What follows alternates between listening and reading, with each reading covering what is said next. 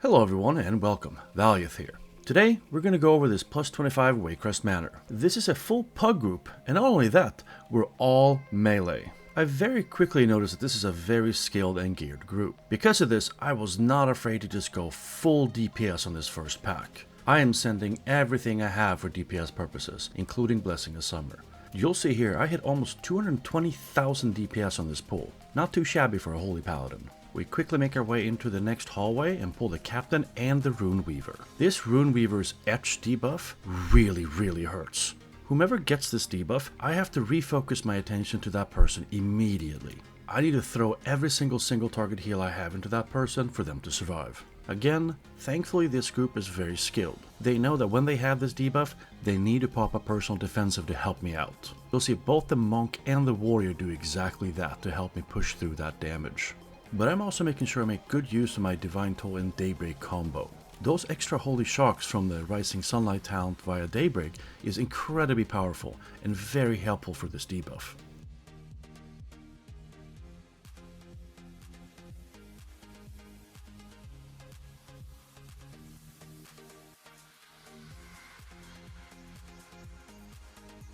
The tank then proceeds to pull all of the trash in the boss room. We pull it out to the hallway, and as you'll see here, these tornadoes are not fun to deal with when you're an all melee group. This trash pack is usually not very difficult. Just the sheer narrowness of the hallway makes it a little bit annoying to deal with. This is also why I get double disoriented here, as I keep getting knocked around by the tornadoes into these green little pools on the ground. On the first boss in here, I'm making a conscious decision not to focus on DPS. This is Tyrannical Week after all, and it is a plus 25 key, so these bosses are gonna hit pretty damn hard. I am going into this fight with Tears Deliverance already rolling on everyone. On the first boss here, I'm making sure I do not use my combo. She reduces all your healing by 50%, so it's a huge waste to use it on her. I am doing my best just to triage heal here, with Holy Shocks, Word of Glories, as well as Flash of Lights to keep everyone alive. As soon as Malady engages, we pop Lust. I also immediately drop down my Consecration, which helps boost my own healing, as well as healing the party members that stand in it. I immediately execute our Daybreak and Divine Toll combo. This gives me a really good foundation for healing, as I still have the Tears Deliverance hot going, and I'm now equipped with tons of Holy Shocks to help heal the group. In between Holy Shock CDs, I am weaving in every other healing tool I have in my kit, including Holy Prism and Flash of Light. As soon as Tears Deliverance and Hand of Divinity is up and ready, I send it out immediately. The third boss engages and she sends out Jagged Nettles on the Monk. One boosted Flash of Light heals that Monk up to full instantaneously. The fight then cycles through all three bosses again until all of them are dead. Once Elena is re-engaged, I am noticing that the group is taking a significant amount of damage. I was initially going to hold the Daybreak and Divine Toll combo for Malady, but I'm opting to send it here instead. I am saving Aura Mastery specifically for Malady, as I know this round is going to do a lot of damage. Outside of that, standard healing practice here. Flash of Lights, Holy Shocks, as well as Tears Deliverance and Holy Lights when available. After we wrap up the boss, we go through the hallway and pick up the double Captain pull. We pull it into this smaller hallway towards the Courtyard, where we DPS them down to about 30% health. At which point, the tank times it perfectly, and it picks up the hounds as they go around the fountain. There really is no healing needed to be done here on this pull. I am triage healing when needed, sending out Holy Shocks and Flash of Lights, but outside of that, I am fully focused on doing damage here. We bring them into the larger space within this room, and engage the next group with the Disciple and the two guards. I make sure to send out Tears Deliverance and Hand of Divinity here, but after that is out and rolling, I am refocusing my effort to do a lot of damage instead.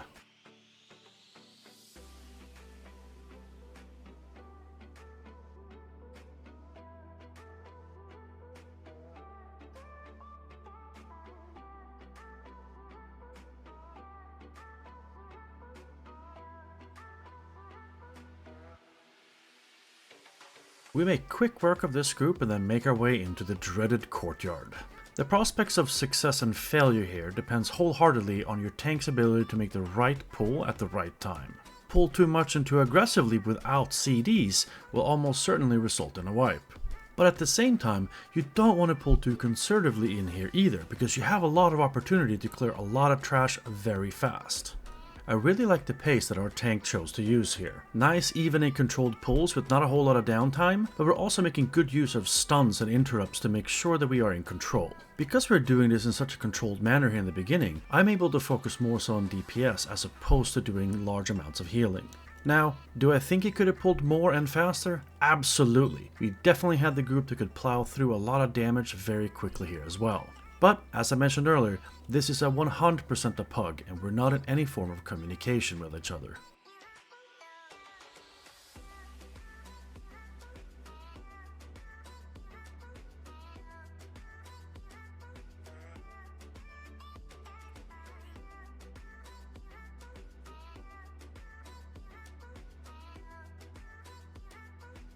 The hardest pulls in the courtyard is not necessarily the trash that's already in here, but it's the trash that the tank always goes and gets in the next building.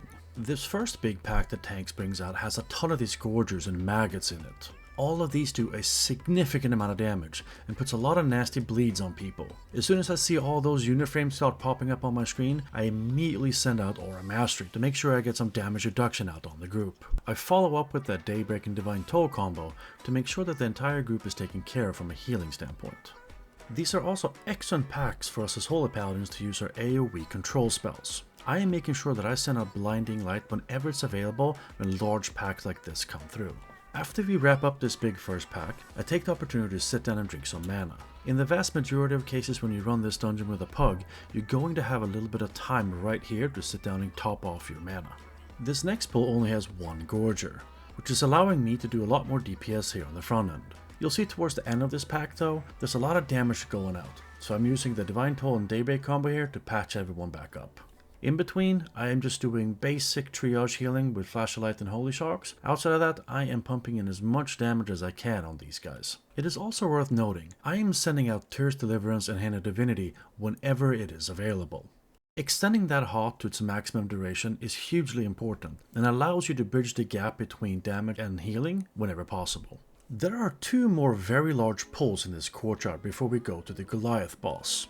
On both of those pulls, I use every single tool I have in my kit. I do make sure that I stagger those CD uses though, because I want to make sure that I have them up again for the Goliath boss. I'm gonna let you guys watch these next two pulls. Look at my action tracker on the left side of the screen. It'll let you see what I'm doing to whom and when.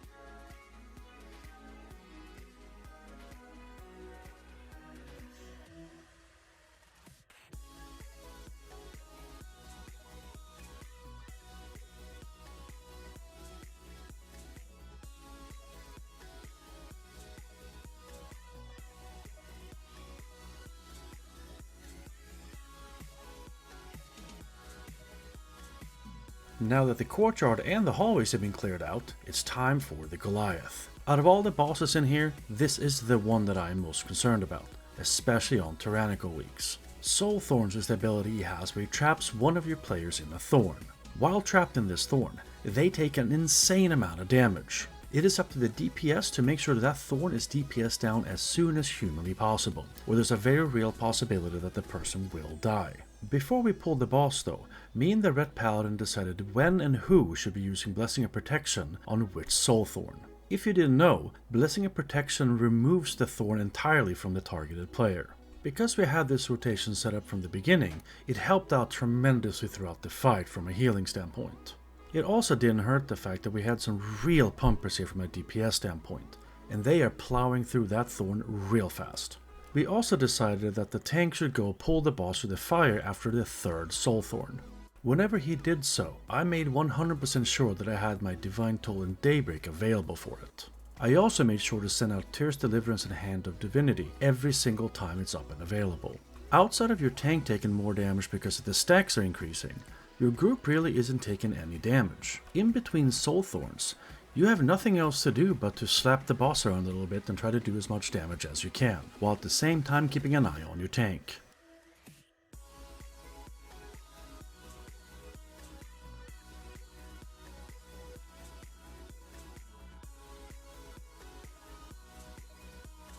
Unfortunately here, the monk is going to die because of the soul thorn. My healing was not enough and we didn't get the thorn off of him fast enough and he unfortunately died. Thankfully, we get a quick battle res out and we wrap up this boss.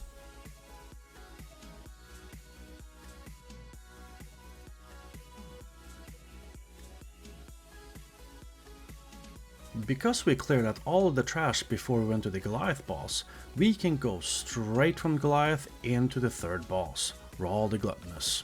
Because we are an all melee group, I do my best to try to hang back a little bit, especially when the Rotten Explosion comes out. This deals a lot of damage to whomever gets hit by it, and can very easily kill someone. I don't know if you noticed that, but did you see that the red paladin used Blessing of Freedom on himself there? The reason he did that is because the green pools on the ground slow you, and with that Blessing of Freedom on him, he can just run back and forth over the green pools without being slowed one bit. Yes, he'll take a little bit of damage running over the green pools, but it allows him to have uptime on the boss, which is hugely important. For the first ad spawn, I choose to use my Daybreak and Divine Toll on the Servant, and try to pump out as much damage as I can on him as possible. Note, I do use my Hand of Justice on him to stun him. The boss then continues the same cycle until he is dead. On this next round of ads, the warrior does unfortunately die. That's because he gets hit by a Rotten Explosion and he wasn't fully topped off before he got hit. This just shows you, Rotten Explosion is one of the only really dangerous spells on this boss. You get hit by it, you damn near one shot. We're gonna skip through the rest of this boss as there really isn't a whole lot more that happens in it. More ads, more Rotten Explosions, and more of the same. Just make sure you cycle through your CDs appropriately here, and make sure you use your Divine Toll and Daybreak at the right time for either damage or healing. As soon as the boss is dead, we head straight into the kitchen with all the maggots. We do get the Rune Weaver to spawn here as well. We all know what happens when there's a Rune Weaver around. That means a nasty etch dot on some players. Just like before, as soon as that thing goes out, I am having to refocus all my attention to that one player to make sure they survive. This is also an excellent opportunity to use Blinding Light to make sure you interrupt all of these nasty maggots around.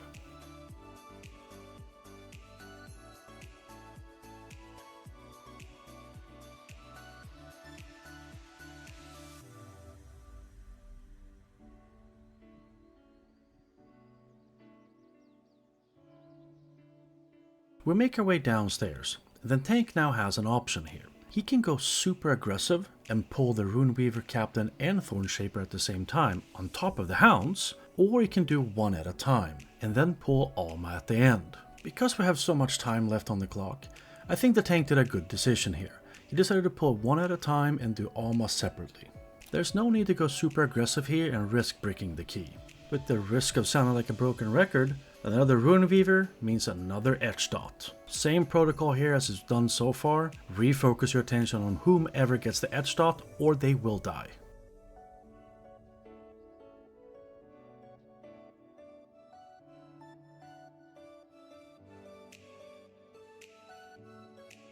With Alma being all by herself, she really is not that dangerous. You want to make sure she keeps getting interrupted, and then when you get the mark, move out of the group. That's it.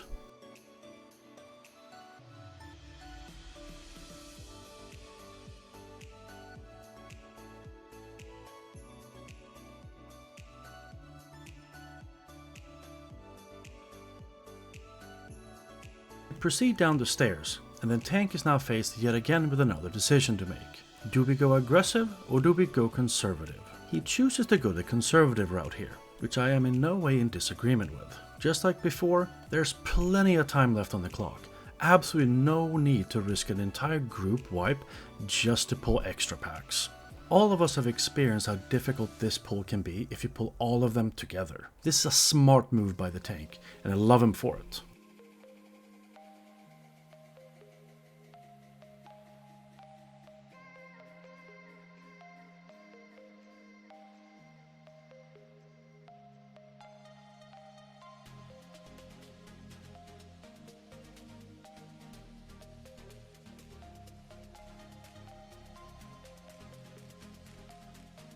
As soon as all the trash is taken care of, we proceed to pull the Lord and Lady Waycrest boss. Us being a full melee comp here makes this much more dangerous than I'm used to. There is a lot more damage going out on everyone in the group than I'm used to. Tears Deliverance and Hand of Divinity goes out as soon as it's available. This helps me build a really good healing foundation for this fight with this comp. As soon as the second round of AoE damage goes out, Daybreak and Divine Toll immediately to make sure everyone gets topped off. Another huge perk of being a Holy Paladin on this fight is that we can remove the disease that gets put on a player. Beware though, don't instantaneously dispel it. Make sure you give them some time to move outside of the group and then drop it. This is especially important if you're running with a melee heavy comp like I am doing right here. The last thing you want to do is spread that disease out to everyone, which would completely derail your entire fight. It's also pretty funny here.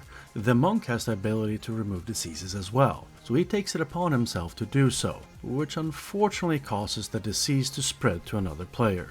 Not a big deal since he was outside of the larger group, but beware if you're monks as well. Don't do it until you're 100% sure it won't spread. Another little perk we have as paladins is that this disease slows you, which means you can put Blessing of Freedom either yourself if you have it or someone else to help them move out of the group faster. Once Lady Waycrest gets summoned onto the platform, the damage profile and cycle dies down immediately. The rest of the fight is just an exercise in you trying to dish out as much damage as you can on these bosses. Once they're dead, we move on to the last boss. The funny thing is, the last boss in here is the easiest out of everyone. Now normally speaking, your ranged DPS or ranged healer for that matter would be taking care of the lanterns around the room and burning the corpses of these zombies. Considering we don't have a single ranged player, it now falls upon me to do that. So you'll see me running out and in and trying to pick up these lanterns and then burning the corpses when we're supposed to. From a healing and damage standpoint, Dread Essence is the only thing we as healers have to be worried about. And even then, it really isn't that bad. The way I choose to deal with it is simply send out the Divine Toll and Daybreak combo.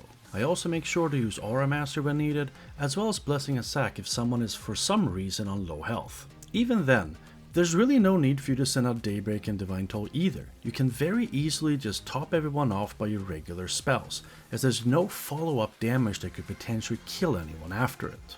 As you watch us kill this last boss, I want to take this opportunity to thank you for watching, and I also want to remind you to hit that like button if you like this video.